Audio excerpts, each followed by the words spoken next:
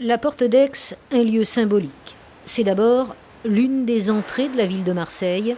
C'est aussi un monument historique construit à partir de 1825. Et c'est enfin un immense rond-point où tout le monde passe, où tout le monde voit. Et c'est sûrement parce que ce spectacle quotidien d'insalubrité et de misère humaine commençait à déranger, commençait aussi à donner une très mauvaise image de la deuxième ville de France, que pour la première fois le maire de Marseille a pris un arrêté d'expulsion.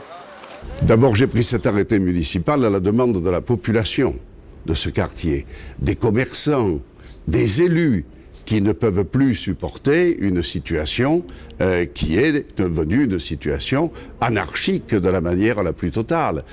La ville de Marseille n'a aucune obligation à l'égard de ces étrangers en situation irrégulière et qui viennent s'installer dans les villes de France. Légal, l'arrêté ne résout rien pour autant.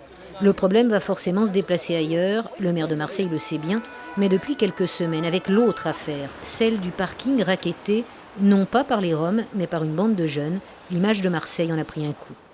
Vos détracteurs disent à Marseille, il n'y a plus de pilote dans l'avion. Vous êtes là devant nous aujourd'hui, monsieur Gaudin. Et je ne peux piloter que ce qui dépend des possibilités de la ville de Marseille. Alors nous sommes mis d'accord, vous avez vu que nous avons pris des décisions avec monsieur le président de la communauté urbaine, en liaison et sous l'autorité de monsieur le préfet. Lorsque la nécessité l'impose, nous savons faire prévaloir et mettre de côté nos idées politiques pour agir dans le sens de l'intérêt général. Il n'y a que les Marseillais qui nous intéressent d'abord.